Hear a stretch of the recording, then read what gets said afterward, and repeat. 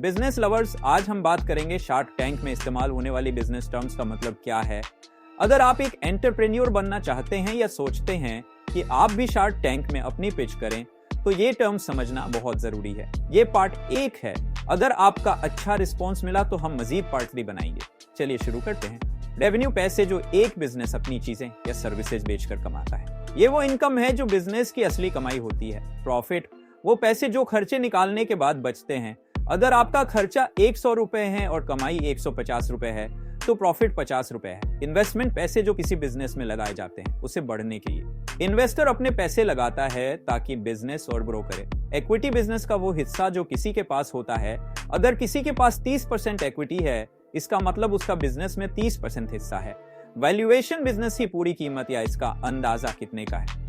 आपके बिजनेस की वैल्यूएशन 1 करोड़ रुपए हो सकती है। स्टेक, बिजनेस का वो हिस्सा जो किसी को दिया जाता है। अगर इन्वेस्टर को 20% स्टेक चाहिए, इसका मतलब उसे बिजनेस का 20% ओनरशिप चाहिए। सेल्स, वो पैसे जो लोग आपकी चीजें या सर्विस खरीद कर देते हैं। जितनी ज्यादा सेल्स उतनी ज्यादा इनकम। पिच, एक प्रेजेंटेशन जिसमें एंटरप्रेन्योर अपने आइडिया के बारे में इन्वेस्टर्स को बताता है।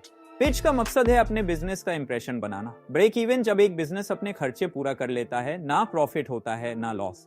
ये वो पॉइंट है जहां आपका बिजनेस सर्वाइव करने लगता है। रॉयल्टीज, हर सेल का एक हिस्सा जो किसी इन्वेस्टर को दिया जाता है। जैसे अगर आपकी हर सेल पे 10% रॉयल्टी फिक्स है तो उसका एक छोटा हिस्सा इन्वेस्टर को मिलेगा। कस्टमर एक्विजिशन कॉस्ट, केसी एक नया ग्राहक बनाने का टोटल खर्चा। जैसे एड चलाना, डिस्काउंट देना या प्रमोशन करना, ये सब मिलाकर केसी बनता है।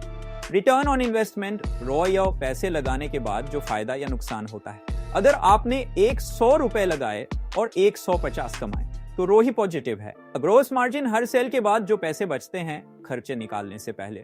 अगर एक प्रोडक्ट 200 रुपए में बेचा और उसे बनाने में 100 लगे तो ग्रॉस मार्जिन 100 है। नेट मार्जिन, हर सेल के बाद जो पैसे बचते हैं सब खर्चे निकालने के बाद। अगर ग्रॉस मार्जिन 100 है और मार्केटिंग और ट्रांसपोर्ट का खर्चा 50 है तो नेट मार्जिन 50 है।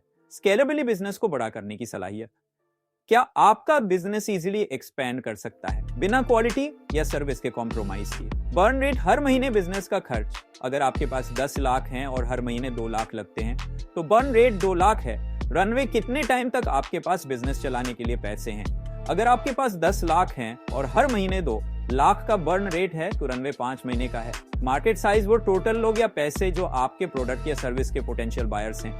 अगर आप एक यूनिक मोबाइल ऐप बना रहे हैं तो उसका मार्केट साइज सब स्मार्टफोन यूजर्स हो सकते हैं। वैल्यूएशन गैप, एक इन्वेस्टर और एंटरप्रेन्योर के दरमियान सेट लिमिट जो बिजनेस की वैल्यू डिफाइन करती है। ये होता है जब इन्वेस्टर और फाउंडर किसी स्पेसिफिक नंबर पर एग्री करते हैं। एग्जिट स्ट्रैटेजी, इन्वेस्टर के लिए एक प्लान कि वो कब और कैसे अपने पैसे बिजनेस से निकाल सकता है।